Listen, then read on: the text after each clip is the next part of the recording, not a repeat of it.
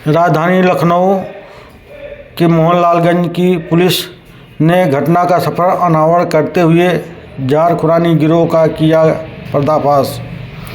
जारखुरानी गिरोह के 3 साथी सदस्यों को किया गिरफ्तार।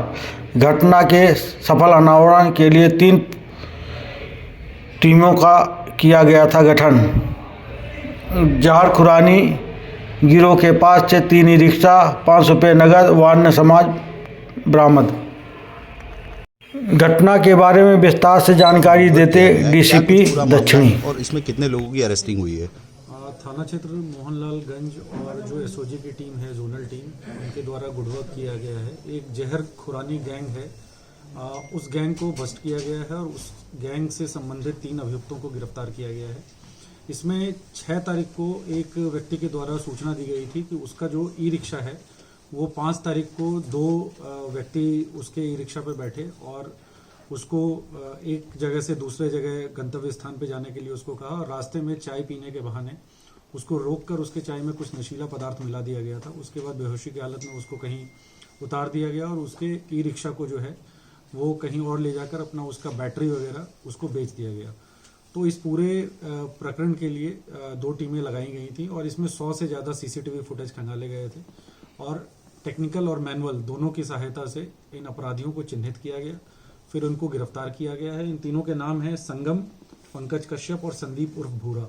इन तीनों का वृहद आपराधिक इतिहास है। इन तीनों के विरुद्ध जो है गैंगस्टर एक्ट के अंतर्गत भी कार्रवाई की जाएगी और इन तीनों को जो है जेल भेजा जा रहा है। सर, आरोपी जो पुलिस की गिरफ्त में आए हैं, इनका गिरोह राजधानी लखनऊ में कब से सक्रिय था और क्या कुछ और लोग भी इनके गिरोह में शामिल है जिनकी पुलिस को तलाश है?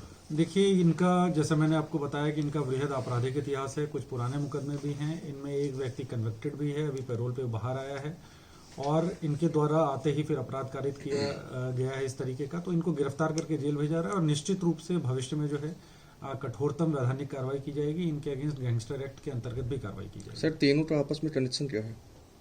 देखिए, ये जो तीनों हैं, ये इंटरेस्टिंग चीज है कि अलग अलग थाना क्षेत्र के रहने वाले हैं और तीनों एक समय में ही जेल में थे। तो जेल में ही इनकी दोस्ती हुई और बाहर आने के बाद फिर इन्होंने योजनाबद्ध तरीके से जो है इस तरह के अपराध को अंजाम दिया। सर, राजधानी लखनऊ के अलावा क्या बाहर भी ये कोई घटनाओं को अंजाम दिए हैं?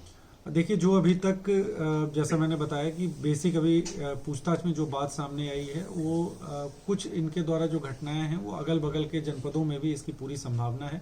अभी और गहनता से पूछताछ करके यदि कुछ तथ्य प्रकाश में आते हैं तो उसको इन्वेस्टिगेशन में इंक्लूड किया जाए। सर, यह चोरी का सामान किसको बेचते थे जिनसे बरामद हुआ चोरी का सामान? क्या उनको इनके पकड़ा पास गया? से जो है 3 ई रिक्शा बरामद हुए हैं और 12 जो है बैटरी बरामद हुई हैं और 12 बैटरी इन्होंने एक कबाड़ी वाले को बेचा था।